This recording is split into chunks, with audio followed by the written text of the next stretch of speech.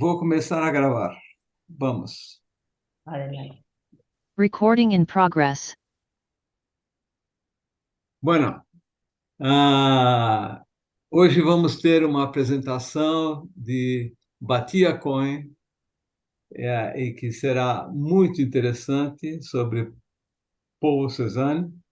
E eu gostaria de inicialmente solicitar a Batia se puede presentarse y después seguir con su presentación. Gracias, Batia, por la oportunidad de estar acá con nosotros nuevamente. Como siempre es un placer, gracias por invitarme. Mi nombre es Batia Cohen, yo tengo una especialidad en arte prehispánico, desde los aztecas, los mayas, todo lo que es antes de la llegada de Colón. En Mesoamérica he dado clases muchos años, yo nací en México, llevo viviendo en Miami desde el año 2000 y dar clases de historia del arte es mi pasión. Me dedico todos los días a preparar clases, a investigar. Así que para mí esto es también un placer.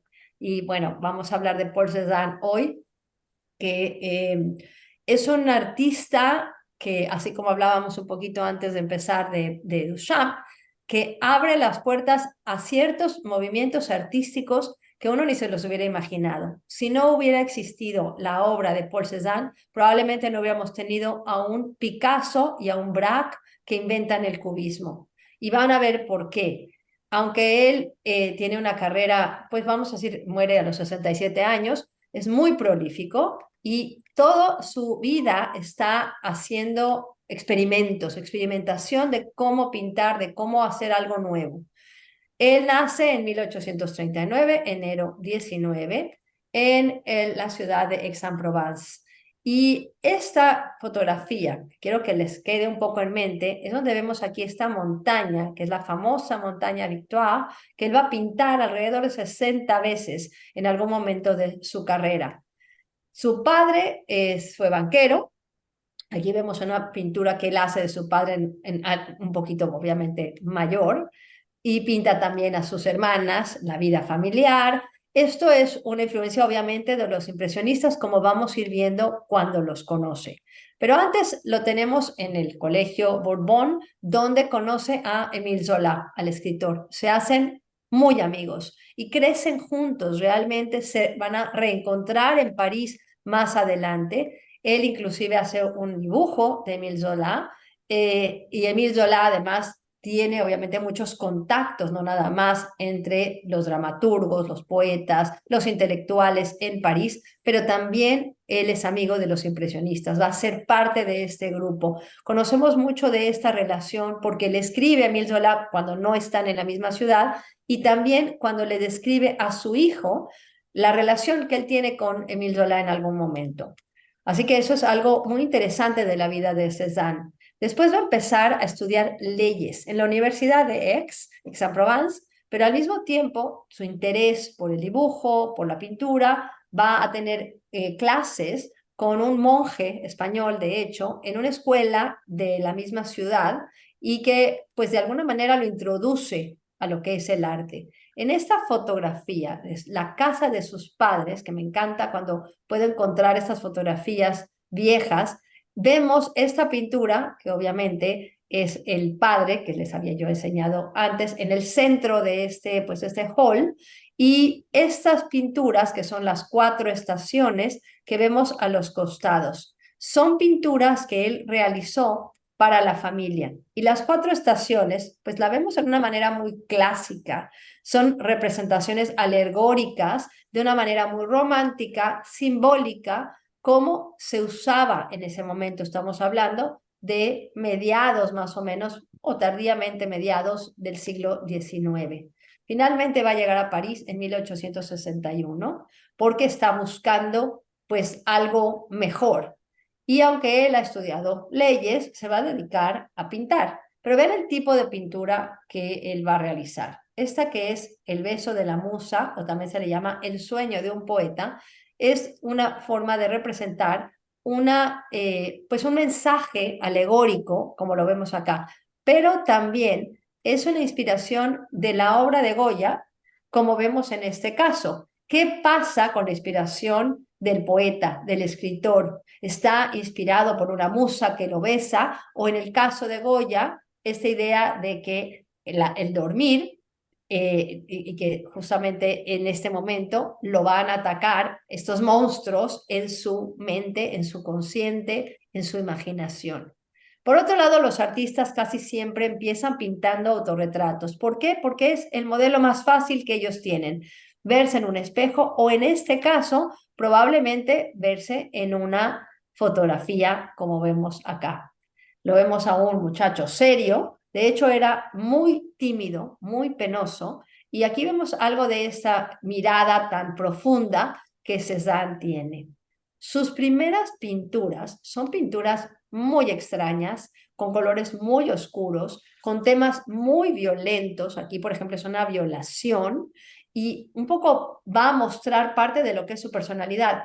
Tenía momentos de grave depresión, de enojo, muy tímido al mismo tiempo, podía ser muy rudo, pero este tipo de obras que vamos a ver al principio de su carrera se van a conjuntar con obras como esta, que son la típica obra de un artista que está tratando de encontrar un estilo, que es una naturaleza muerta. Y eso lo vemos muy seguido. Hay una tradición en Francia, desde Chardin hasta pues hoy en día, de este tipo de obras representando objetos sobre una mesa.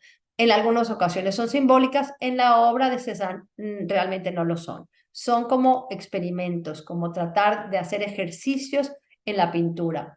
Pero él quería ser único. Y ya desde este momento lo vemos como cambia la forma de, pues sobre todo los temas, porque no se usaban este tipo de temas, aunque se utilizan temas mitológicos, donde hay drama, donde hay narración, como esa que son los sátiros y las ninfas. Sus colores y sus representaciones son, pues utiliza mucho movimiento, pero además colores muy oscuros. Una paleta demasiado oscura, como la vemos acá, va a también a tener esas figuras un poco grotescas, y esa, por ejemplo, se llama el asesinato. Y aquí vemos ese momento de que están matando a una persona. Cuando él llega a París, pues él realmente no concuerda con la gente de París. Tiene un acento muy fuerte del área de Provence, lo ven como realmente como una especie de persona que no es educada. Entonces él adopta esta figura y empieza a ser este hombre rudo, inclusive se pone un cinturón rojo como si fuera un campesino, y adopta este carácter, ¿no? Esta personalidad. Y vean sus pinturas, porque realmente muy poca gente conoce estas pinturas. Esta se llama La Olimpia Moderna. La hace en 1870. Es una mujer que está en una cama, en una especie de diván. Hay una mujer atrás, probablemente un sirviente, y el cliente es una prostituta. ¿Y por qué tenemos el título? Porque viene obviamente de este título que le da Manet a su propia Olimpia. El nombre Olimpia era un nombre muy utilizado por las prostitutas, las cortesanas del momento. Y él, cuando conoce a Manet, Manet le quiere dar la mano, lo quiere saludar de mano, y él le dice: perdóneme, pero yo no me he lavado en semanas. Adopta esta personalidad que realmente no cae muy bien a la gente. Y este es un dibujo, un dibujo antes de hacer este cuadro, con mucho más colorido, mucho más brillante, las tonalidades de los verdes, los rojos brillantes, pero el del lado derecho es la pintura, pues la que se va a producir. Esta otra pintura, también realizada en 1870, le llaman pastoral, o pastoral, perdón. Como vemos acá, son mujeres que están desnudas, todas ellas, probablemente se irían a bañar aquí en el río o lago, y aquí hay un autorretrato del mismo Cézanne, y además vean la diagonalidad que tenemos en esta composición que divide a este cuadro básicamente en dos. Pero ¿a qué realmente nos recuerda? Este es el autorretrato. Nos recuerda a obras del simbolista Puvis de Chavannes. Puvis de Chavannes era un artista muy exitoso en París en ese entonces, de hecho tan famoso que lo traen a Estados Unidos. Pinta los murales de la biblioteca de Boston, por ejemplo, y es un artista que se le conoce por sus representaciones metafóricas, de mitología, con mucho simbolismo, con mensajes, etcétera, como vemos acá. Y aquí vemos que es el río con las mujeres que se están bañando en el río y estos hombres que están trabajando acá. Un poco tenemos esta referencia, ¿no? De el agua y la combinación de mujeres desnudas que se bañan, pero exagera los cuerpos, los alarga, todas sus facciones se van a exagerar. Esta obra, realizada por el mismo, del lado derecho, Cézanne, es una obra sacada de una obra de Delacroix. También recordemos que cuando un artista está empezando, va a los museos, sobre todo van al Louvre y pintan los cuadros que están en el museo como un ejercicio. Esto es lo mismo que está haciendo aquí Cézanne. Vemos ya una pincelada muchísimo más libre y ya tenemos que los impresionistas están trabajando en ese entonces. Algunos títulos sacados, por ejemplo, este del Nuevo Testamento, La Tentación de San Antonio, son muy interesantes porque ya está combinando su idea de representación, donde la pincelada es muy rápida, donde combina colores como el verde, si vemos en el cuerpo, el amarillo, el rojo, para hacer estas sombras y estos acentos dentro del cuerpo humano. Sin embargo, va a seguir con estos temas. La mujer estrangulada, aquí vemos otro de estos temas extraños, y en algún momento ve la obra de Courbet. La obra de Courbet es muy interesante porque su pincelada, además de ser bastante expresiva, utiliza lo que se llama la espátula. En inglés es un palette knife, pero esta espátula, que normalmente se usa para revolver los colores, justamente en la paleta, la usa para pintar en la tela, en el canvas. Y esta técnica la va a inspirar muchísimo y va a hacer este tipo de obras. Después se le van a llamar a estos en francés, cuillard, que es una palabra medio grosera, pues las digo en inglés, ballsy, no sé cómo decirla en una forma elegante en español, porque no la hay, pero bueno, como que con mucho coraje, ¿no? Entonces, se le llama así, ¿por qué? Porque vean cómo pinta. Este es un autorretrato. Utiliza esta espátula y no mezcla los colores. Utiliza el color como viene de la paleta. Aquí lo vemos mucho más claro. Vean aquí el cachete cerca de la nariz. Vean la frente. Es realmente, a mí me parecen maravillosas estas obras porque presentan mucha expresión. Vean esta otra de una naturaleza muerta, donde los colores no se mezclan, están ahí y con esos colores nos da el volumen, logra hacer esta profundidad dentro de los mismos objetos y las texturas que logra son increíbles. Este es, por cierto, su tío, así que empieza a fragmentar la cara, empieza a fragmentar la pintura, la mezcla de colores, estos detalles que tenemos acá, que realmente no importan, va en contra de todo lo que se había aprendido en la pintura hasta esta fecha. Y esta la hace en 1866. Los detalles de cómo se ve justamente la huella de la espátula, vean aquí la combinación de colores, inclusive la nariz, con este borde negro tan rudo, tan grueso, que le da muchísimo énfasis. Y es una forma de precursor del cubismo, porque ya está cortando la imagen. La está haciendo, no son cubos exactamente, no es geométrico, pero ya hay fragmentos, hay pedazos. Va a pintar a su padre varias veces. Este es un retrato del padre leyendo el periódico y esta es la última obra que la van a admitir en el salón. Recordemos también que había un salón oficial donde los pintores mostraban su obra, si es que eran admitidos, había unos jueces que los admitían y si no te aceptaban y eras rechazado, realmente nadie compraba tu obra. Pero en esta obra que les quería yo enseñar es porque aquí tenemos una de estas obras que acabamos de ver. Y estaba colgada, obviamente, en la casa de los padres. Cézanne va a conocer a Marie Hortense Fiquet, era su amante, y en 1870 empieza una guerra, la guerra franco-prusiana. Se van a un lugar que se llama el Stac, que está cerca de Marsella, y va a cambiar su estilo y empieza a pintar paisajes.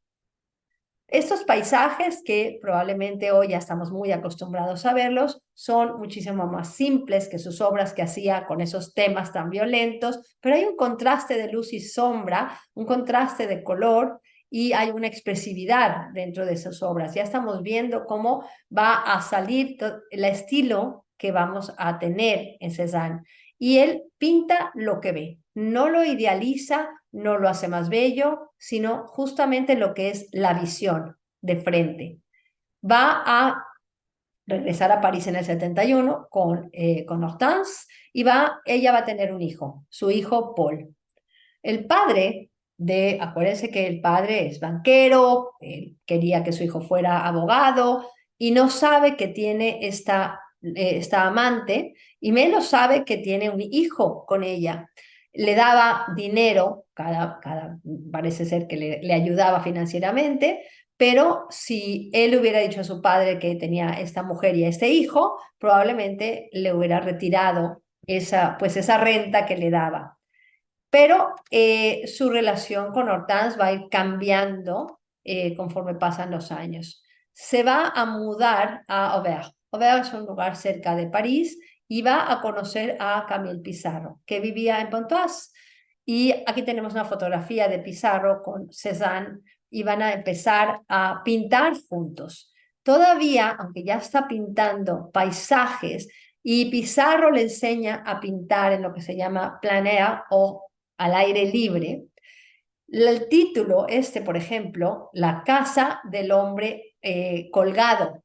O sea, ya con eso, en Auvers, ya con eso nos da una idea que está en su imaginación todo esto, aunque veamos un paisaje muy apacible, muy lindo y con muchos colores y que lo podríamos confundir con cualquiera de los impresionistas. Pero poniéndole el título, se va hacia lo que es lo simbólico, hacia el simbolismo, hacia un mensaje. Pero con Pissarro empiezan a pintar juntos, empiezan a salir de excursión y juntos pintan esos paisajes. Empieza a dejar esos colores oscuros que pintaba antes. Esta es una pintura de Pissarro y están en el mismo lugar, Louveciennes, y les muestro la de Cézanne. Él empieza a pintar de una manera diferente. Y tenemos a los dos juntos para que los veamos. Claro, cada uno tiene su forma de pintar, uno más oscuro, uno más claro, uno está haciendo más contrastes, el otro probablemente estaba más concentrado en la composición en sí, etc. So, tenemos el lado derecho el de Cézanne, del lado izquierdo el de Pissarro. Así que bueno, va cambiando una vez que conoce a Pissarro y sus paisajes se vuelven mucho más brillantes, más alegres. Estos colores, los cielos, los contrastes de luz y sombra, las que vemos acá con los árboles, la gente paseando, etcétera, con esta influencia que tiene no nada más de Pissarro, más adelante del resto de los impresionistas. Esto es de Pontoise, también pintado por Cézanne. Adquiere la pincelada impresionista, como vemos acá, y el estilo impresionista de pintar al aire libre, pintar en plein air. No va a dejar de pintar sus naturalezas muertas y poco a poco vemos cómo va a ser reconocido su estilo, como esta, donde vemos estas manzanas, a veces son naranjas, limones, muchas veces él pone un mantel, la cortina en algunos casos e inclusive pinta lo que es el papel tapiz, que no sé cómo lo llaman en Brasil, pero bueno, que cubre las paredes. Aquí tenemos que todavía es una composición bastante clásica. La mesa termina exactamente a la mitad de esta composición y la cortina está más o menos también mostrándonos la mitad verticalmente de la composición. Sin embargo, vamos a ver cómo esto va a ir cambiando en su estilo. Este es un detalle, perdón, de la obra. Un segundito. Nada más para que vean la botella, porque quería yo que se fijaran un poco en el reflejo de los colores que vemos en la botella. Esto es probablemente los reflejos de las flores que están al lado, las frutas que están al lado, o el reflejo de alguna otra cosa. O esta otra, que también es una obra muy típica de él, ya para el 74, donde está cambiando un poco el ángulo desde donde ve el artista, de arriba hacia abajo. Esto poco a poco les digo que va a ir modificándose.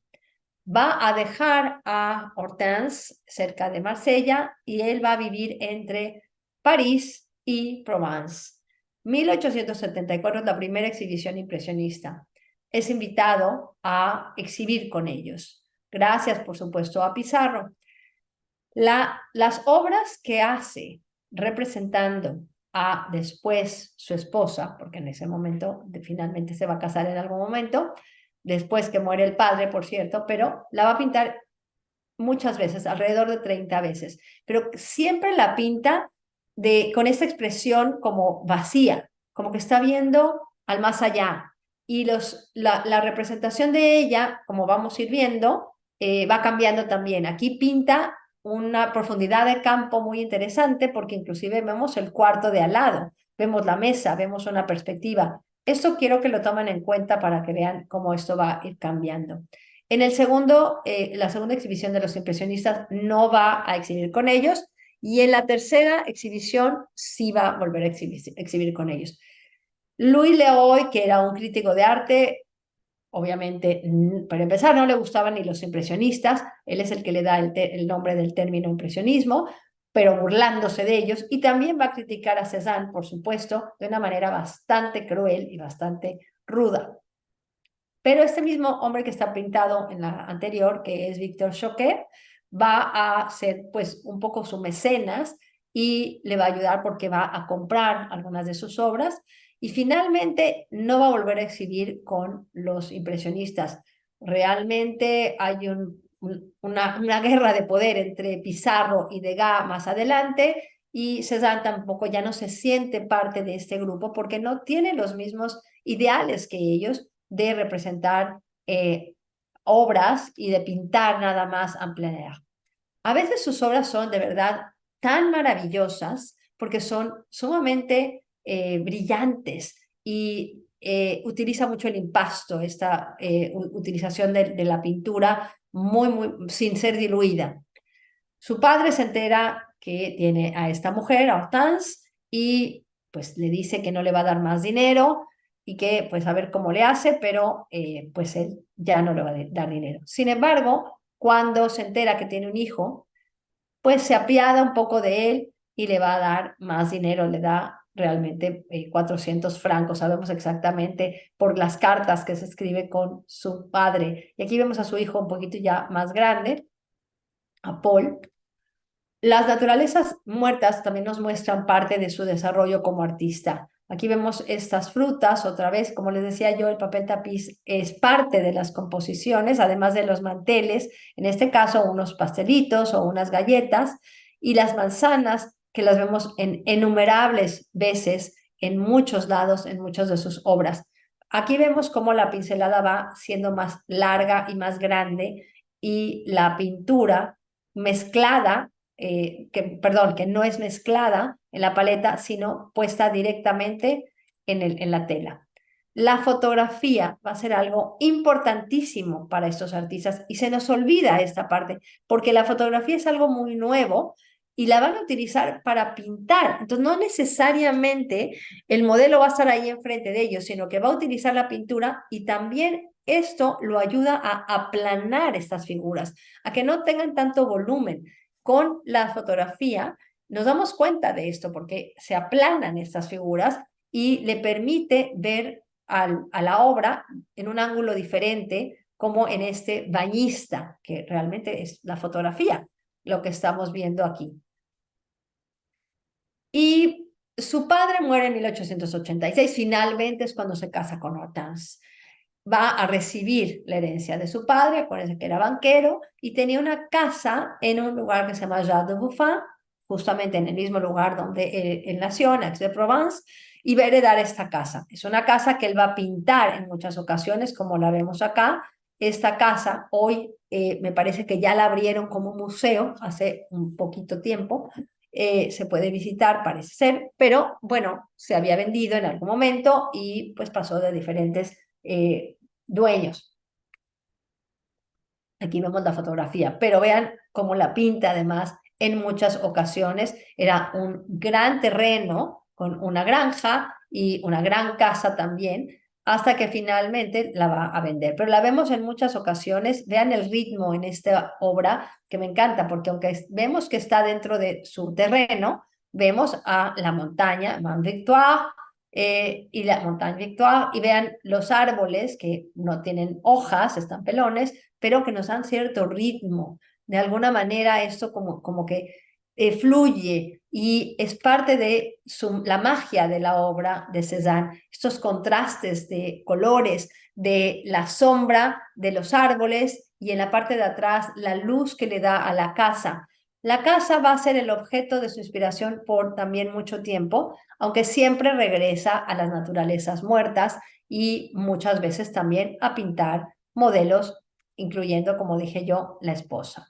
Esa es una de las obras más famosas de Cézanne y que cuando vemos esta obra, primero, claro, esas frutas que vemos enfrente de nosotros vibran, tienen esta vivacidad, inclusive la parte de atrás, este papel tapiz, no sabemos exactamente qué es, si son hojas, si hay un vidrio, si hay un espejo, si está pintado, qué es parte de la misma composición y además se mezcla con esta copa que vemos acá transparente, obviamente, de vidrio. Ya vemos que sus pinceladas tienen cierto orden, como lo vamos a ver en muchas de sus obras.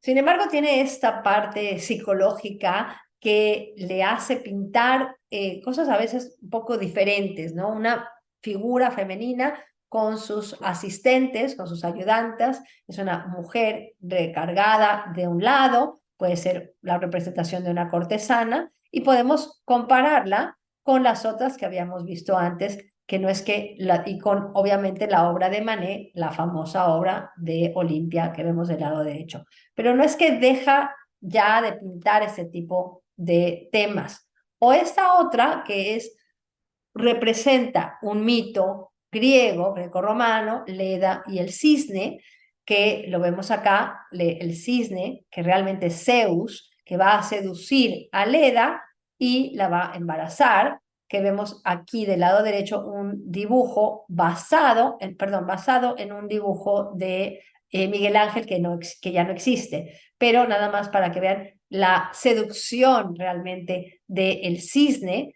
con Leda, y Leda de una manera bastante musculosa y masculina, a diferencia de la de Cézanne, que tiene otra forma de seducir. Hablábamos de esta montaña que se ve desde todos lados de Aix-en-Provence, y los historiadores del arte nos encanta catalogar, nos encanta separar las fechas, entonces le llaman a esta época que empieza en el 80, termina supuestamente en el 88, el periodo constructivo. Y es cuando el hermano de Hortense tenía una casa cerca de la montaña, en este lugar que se llamaba L'Estaque, que es donde va a estar inspirado a pintar la montaña, y se vuelve en el tema. La montaña se va a convertir en el tema. Y la pinta muchas veces, les digo que alrededor de 60 veces, con diferentes ángulos de diferentes lugares. Y aquí sí pinta al aire libre, pinta en plein air. Pero vean los colores, no son colores reales de la montaña, son colores que él saca de esos reflejos de la montaña, del sol que vibra en la montaña misma. Y podemos ver la montaña aquí en una fotografía. Entonces hay muchísimos dibujos, muchos cuadros, al óleo también, sobre todo, los 60 que les digo, que representan a esta montaña. Innumerables veces también. Y la misma cantera, había una cantera que estaba abandonada, iba mucho a esta cantera y decía que le gustaba ese silencio y estar solo en este lugar, pero admirar cómo el hombre había obviamente trabajado en estas piedras, y también eso lo va a inspirar enormemente. Cambia un poco su técnica utilizando colores primarios y, como les digo, él experimenta toda su vida, Y parece que es muy sutil, pero en realidad no lo es. Es un cambio que él va viendo, porque además se va a inspirar en la naturaleza. Sus bañistas también son series de bañistas, porque para él era importante ver que nosotros podemos regresar al origen de las cosas. Cómo es esta fusión entre la naturaleza y el cuerpo, y hace muchas versiones también de bañistas. Aquí vemos justamente la exageración de estos cuerpos, que no las idealiza para nada, pero hay una organización que tiene que ver con los árboles que están alrededor, que además se convierten en un marco para estas mujeres, y vean cómo va copiando además las figuras con la forma de los árboles, como vemos acá. Entonces, otra vez vemos este ritmo, que probablemente no es tan obvio, pero una vez que entendemos cómo funciona, estamos entendiendo cómo él nos va a llevar y cómo nuestra vista va viendo esto de una manera inconsciente. Vean la diferencia con este cuadro que había hecho anteriormente. Hay una especie de caos en esa tentación de San Antonio.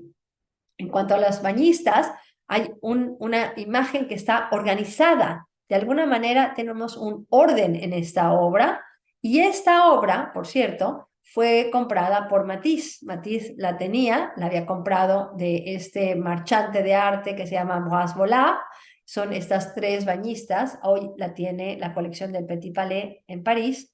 Lo que quiero que vean aquí es la pincelada, porque la pincelada nos va a dar los diferentes sitios y la profundidad que realmente no existe, porque no hay una perspectiva lineal, sino que si vemos acá la pincelada, es una pincelada diagonal, que son los arbustos, estas plantas que están atrás. La pincelada horizontal es el agua. La pincelada un poquito más pequeña va siguiendo también muchas veces estas pinceladas horizontales o inclusive verticales o diagonales, dependiendo del mismo cuerpo. Así que esta idea es algo nuevo completamente. Cuando vemos estos detalles, además, donde combina colores como el verde, el rojo, para representar la piel, también entendemos que es otra forma de representación. Y esto viene de los impresionistas, no es que nada más lo inventó él. Deforma estos cuerpos, porque eso no es lo importante que vamos a ver. Esta obra de Cézanne la podemos comparar con la obra de Renoir, para que entiendan qué diferente es esto. Renoir pinta a estas mujeres de una manera idealizada, muy bellas, también son bañistas, están en el río o el lago, y están esas posturas que son poses realmente totalmente no naturales, mientras que las mujeres de Cézanne se están mezclando con esta naturaleza, son parte del follaje, son parte de este sitio y este río.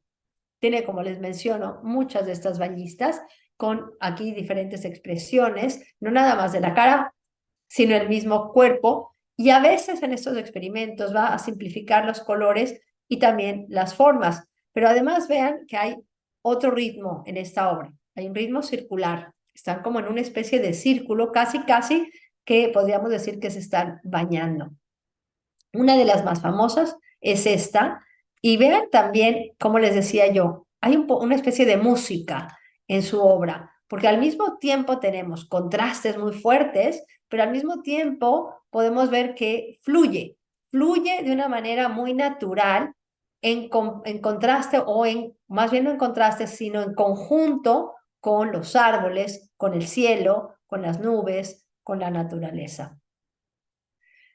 Y tiene un problema con Cézanne. Cézanne en 1886 va a escribir una novela, se llama La Obra, L'Œuvre, y Cézanne ve que hay un personaje que es un artista y sabe que está basado en él y no le gusta para nada, así que pues se dejan de hablar. Cézanne se enoja con Émile Zola y no se vuelven a hablar. Aquí vemos a Paul Alexis leyéndole a Émile Zola.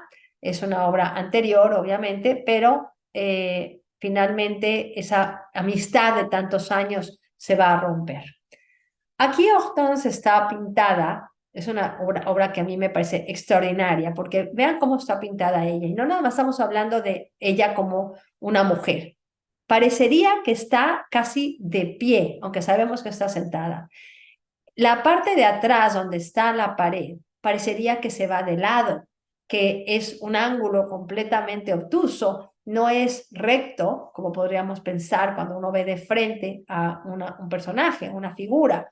Y esto realmente es una influencia que él va a darle a artistas modernos como Modigliani. Aquí vemos justamente esta perspectiva que está cortada. Pero ven la obra de Modigliani, porque les digo que va a influenciar a muchos artistas. Modigliani toma esto, va a comprimir esta perspectiva y esta profundidad, y parecería que se nos viene encima la mujer aquí, Lunia, que era una de las amigas de Modigliani. Así que bueno, él pinta a Hortense muchas veces, siempre con esta mirada hacia pues el más allá. No vemos ninguna expresión en ella. Alrededor de 30 retratos de su esposa que hizo Cézanne, pero realmente no se llevaban nada bien. Esa es otra que también me parece que es buenísima. Pero en 1890 Cézanne es diagnosticado con diabetes y parece ser que le afecta su personalidad.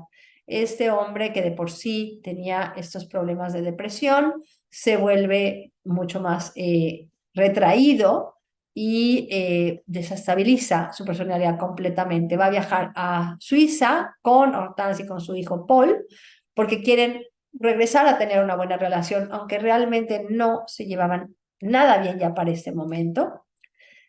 Regresa a Provence, Hortense y Paul el hijo, se van a París.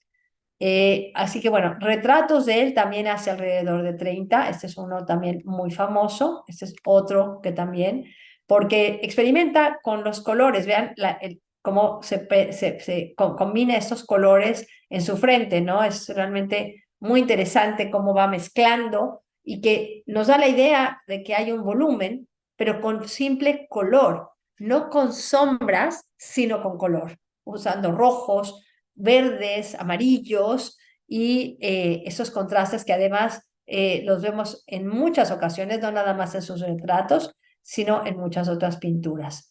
A veces ni siquiera lo reconocemos en sus autorretratos. Hortense va a regresar a Provence. Obviamente tenía problemas financieros, necesitaba dinero, pero aunque regresan a vivir juntos, tienen 2 cuartos separados, en ocasiones ni se hablan. Sin embargo, la va a seguir pintando. Es algo muy curioso porque aunque tenían esta mala relación, ella va a seguir siendo su modelo en muchas ocasiones. Y por eso yo me puedo imaginar que esa cara de enojada, ¿no?, que la tiene siempre en estas pinturas, nunca va a estar alegre o sonriéndole, etcétera. Una de sus series también más famosas es Los jugadores de naipes, los jugadores de barajas. Hace 5 versiones de esta. Y viene de una tradición, sobre todo de Holanda, de los Países Bajos, pero él la va a cambiar completamente, porque en esta representación no hay ningún drama, realmente. Y estos, por cierto, eran los trabajadores de Jazz de Buffon, esa casa que había heredado del padre, y que además cambia ciertos detalles en las obras que hace, las 5 versiones. Aquí vemos que en la parte de atrás hay unas pipas, hay un hombre que está viendo, hay un cuadro inclusive que se ve completamente negro, un jarrón, etcétera. Y estos hombres, inclusive de la niña, están concentrados en este juego de barajas. Les voy a enseñar de dónde viene esta tradición, porque esa tradición pues de los Países Bajos, en este caso los hermanos Nain, unos artistas de esa tradición del siglo XVII, pinta a estos niños que además están haciendo trampas. Eso es una forma de pintura, pues también para reírse, ¿no? Pero también moralizante, ¿no? Hay una moral, que lo que no hay que hacer o lo que pasa, ¿no?, y que no debería de suceder. Y que esta obra en específico estaba en el museo en Aix-en-Provence.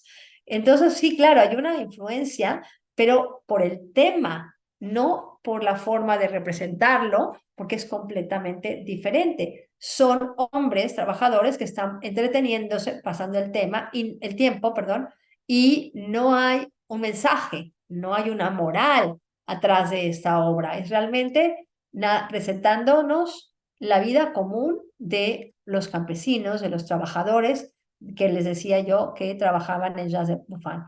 Así que repite, este hombre que está viendo, son otros los que están jugando, las pipas siguen en esa misma pared, la cortina igualmente, y esta está en el Museo Metropolitano. Entonces, sí, claro, hay otros personajes, algunos sí se repiten, otros no. Esa es una obra de Caravaggio, para que vean que también esa tradición, también obviamente Caravaggio en Italia, que también muestra una imagen de alguien que está haciendo trampa, ¿no? Este hombre que le está diciendo al otro joven los números con los dedos de la baraja que tiene en la mano.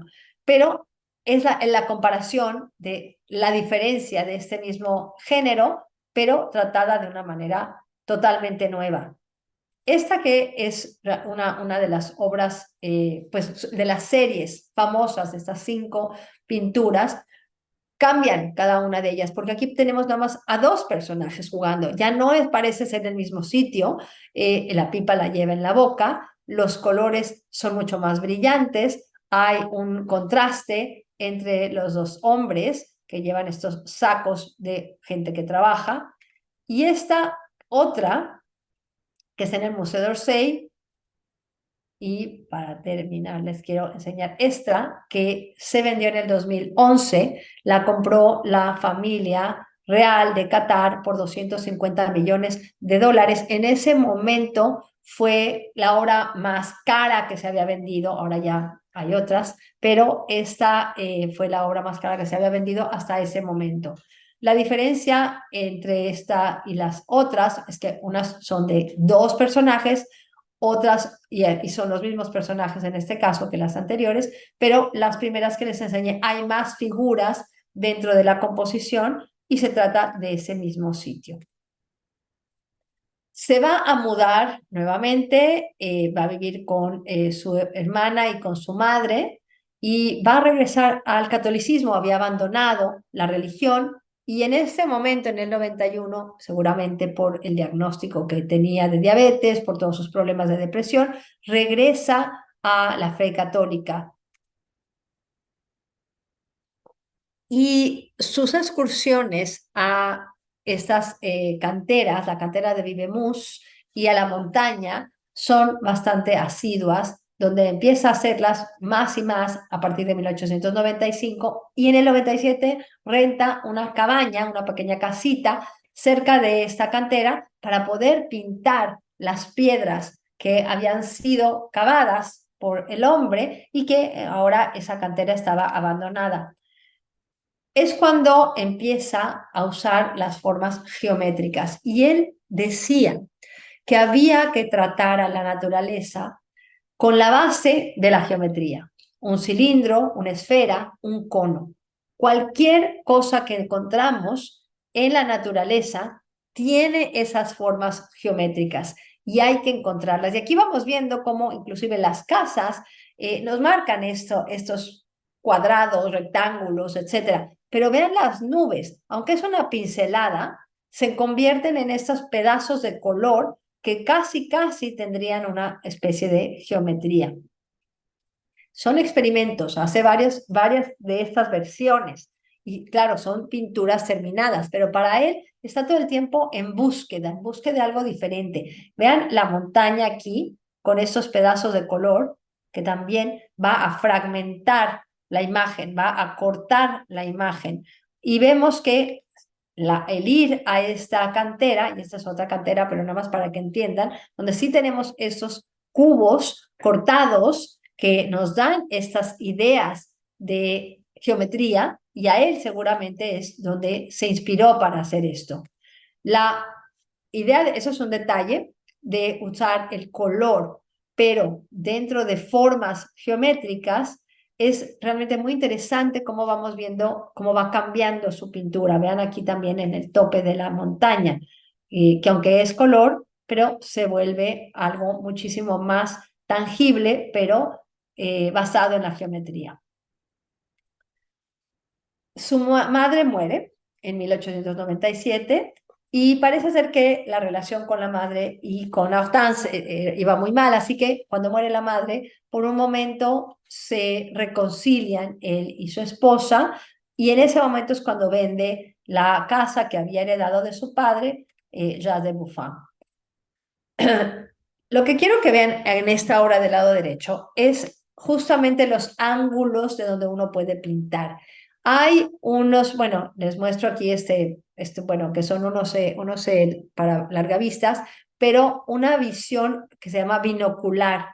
¿Qué quiere decir? Que al mismo tiempo él va a pintar un ángulo que se ve de un lado y en la misma tela va a pintar el ángulo del otro lado. Entonces, por ejemplo, aquí vean la mesa. La mesa parecería que sube. Empieza así, cambia de ángulo y termina como si estuviera levantada, cayéndose. Entonces es realmente un poquito confuso porque ¿dónde está la perspectiva? La perspectiva lineal ya no existe. Si nosotros vamos, bueno, nada más les quiero decir algo muy interesante, porque ese querubín realmente que está, una copia aparece en su estudio hoy, era supuestamente de un escultor que se llamaba Pierre Puget, al cual él admiraba, y tenemos aquí que trabajó en muchas fachadas haciendo escultura. Entonces parece ser que era un Pierre Puget, este Cupido que estaba ahí, y que lo va a incluir en su pintura. Lo que quiero que vean es cómo él va cambiando. Esta que pinta, que es una cisterna en pues en el bosque de un castillo, el castillo negro, el Château Noir, es un poco diferente porque ya la perspectiva lineal ya no existe. Por eso les traigo esta obra del lado izquierdo que es anterior. Aquí hay unas líneas de perspectiva que se unen en un punto focal en el centro, no nada más de la parte de arriba, sino también de la parte de abajo, donde está la calle. En cambio, en esta de 1900 ya no hay una perspectiva. Él pinta de diferentes ángulos el follaje y los árboles, y realmente nosotros como admiradores o como gente que está viendo la pintura, no sabemos dónde estamos parados. Cuando tenemos una perspectiva lineal, nos enfocamos perfectamente en el centro, nosotros vemos hacia el centro. Cuando no la tenemos, entonces nuestra visión va a ir por todos lados. Y es una manera diferente de admirar el arte y de verlo.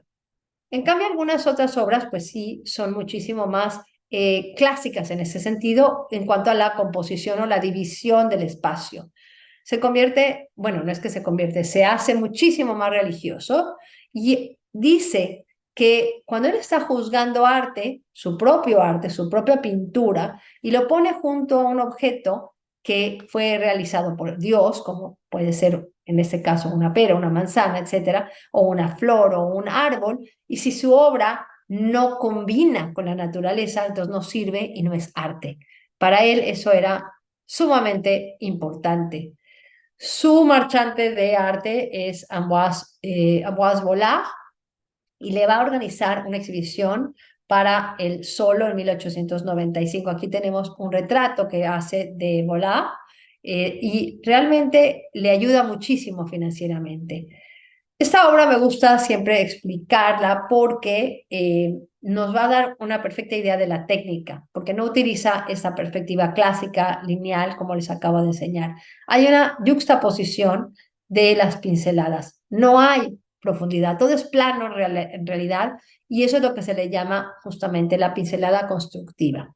¿Qué quiere decir esto? Quiere decir que la pincelada es la que nos muestra dónde es atrás y dónde es adelante, además de lo oscuro y lo claro, por supuesto, el contraste de los colores. Entonces vemos aquí que el agua son pinceladas horizontales con algunas verticales para el reflejo que vemos acá.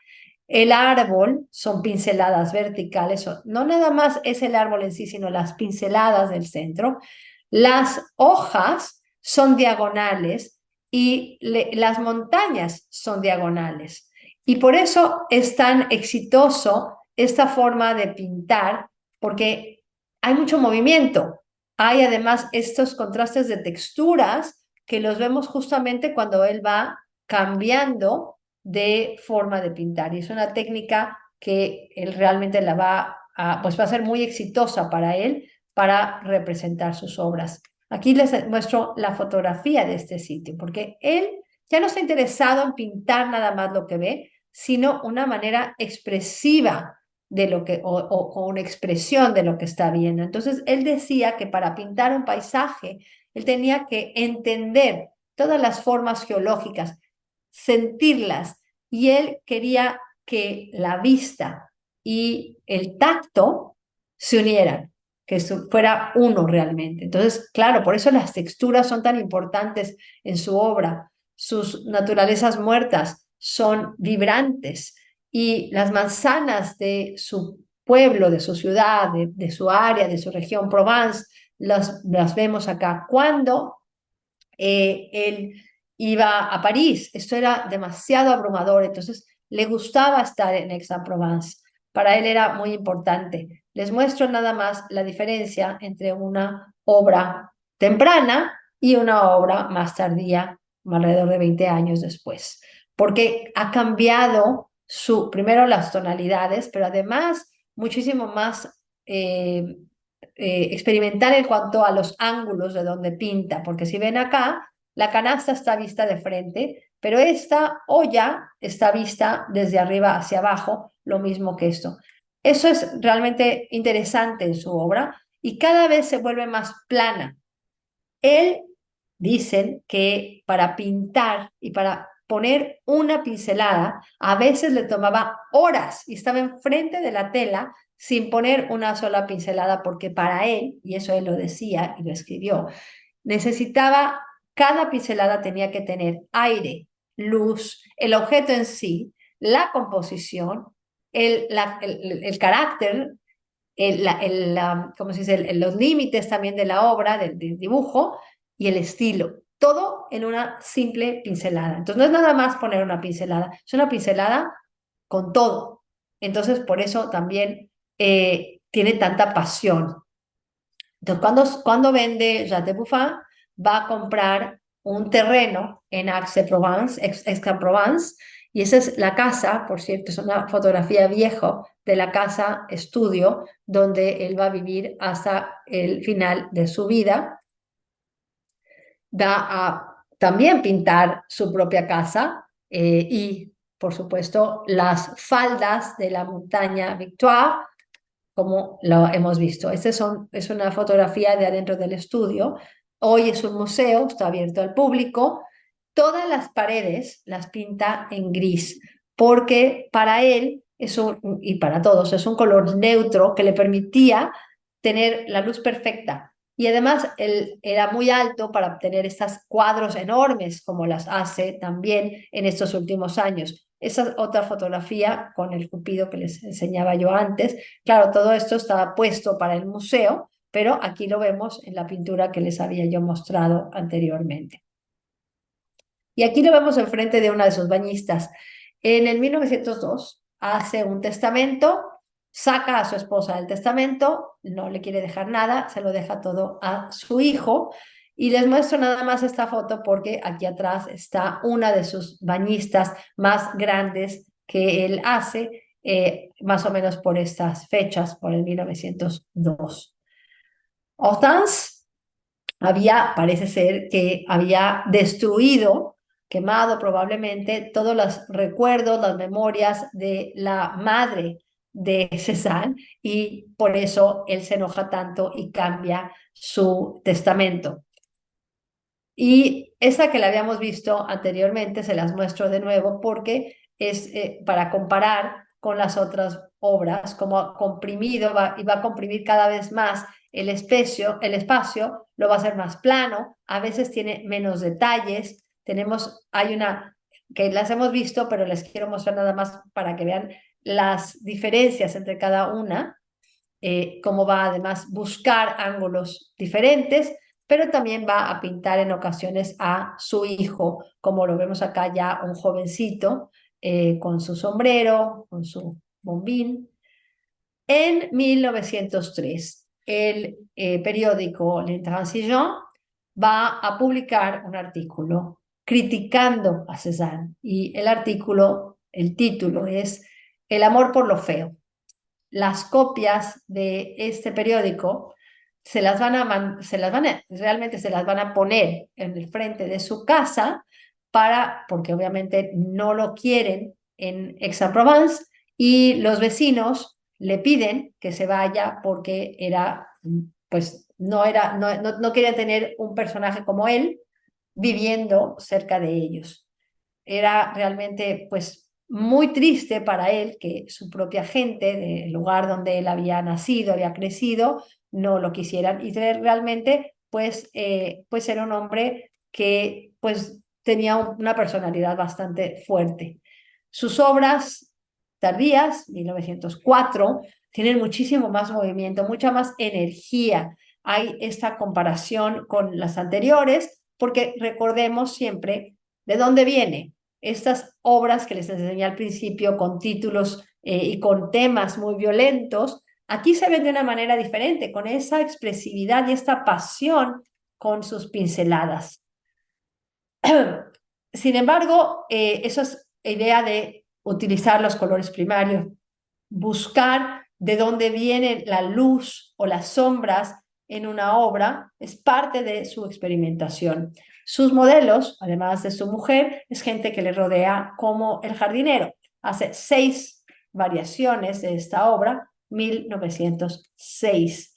1906, él, como les decía yo, pinta en las afueras, se lleva sus pinceles, se lleva su tela y un día pues está en una tormenta terrible, va a querer regresar a su casa, se desmaya en el camino, alguien lo ve y se lo lleva pues hasta finalmente llegar a su casa. Le da neumonía y les presento esta obra, aunque es una obra anterior, porque, bueno, viene al caso, pero unos días después va a morir y pues tenía 67 años.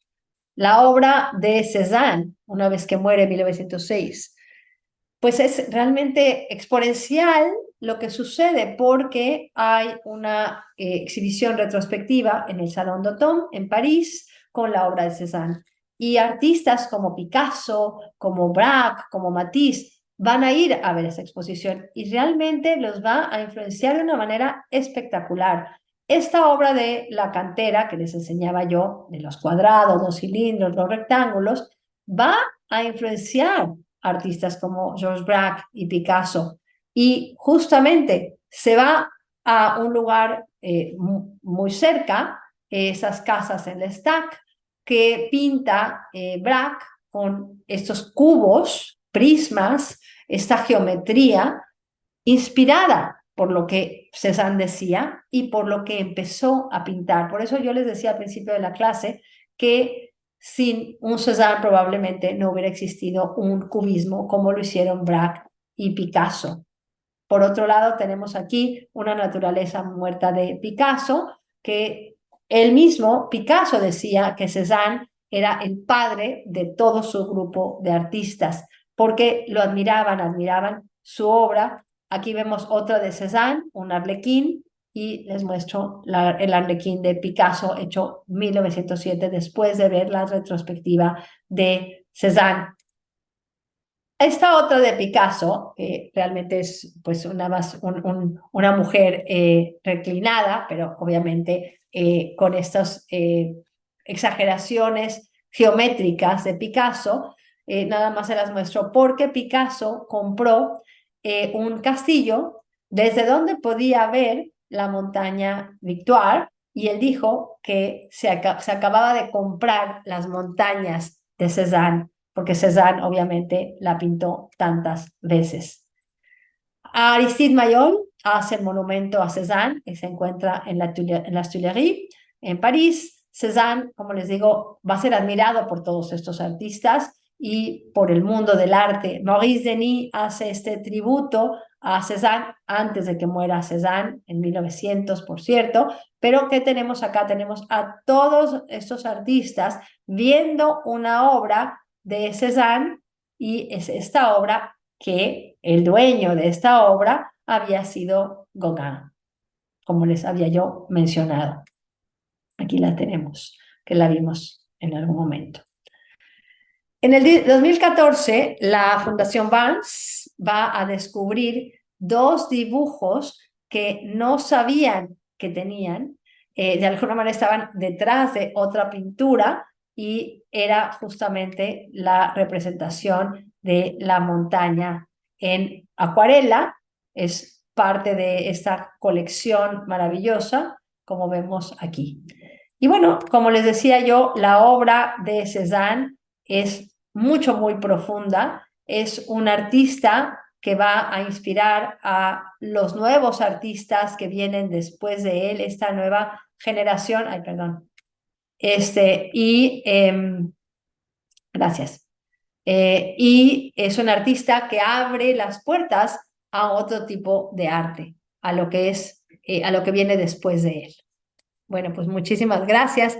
Y si quieren comentar, preguntar, pues tenemos tiempo. Muy, muy bueno, Batia, Con excelente. gusto, Wagner. Sí, muchas gracias, pero vamos a ver. Quem gostaria de fazer alguma pergunta? Se puder levantar a mão também. Queria fazer uma pergunta sem levantar a mão, pode? Pode. Você é o único que está falando. Batia, dígame una cosa, ¿es coincidencia cuando empezaste la presentación mostraste que en su casa Cézanne tenía cuatro cuadros representando las cuatro estaciones? ¿Sería inspiración con Vivaldi? Bueno, es que no necesariamente de Vivaldi. Lo que pasa es que esa alegoría de las cuatro estaciones se da muchísimo en pintura. O sea, hay muchos pintores que pintan las cuatro estaciones.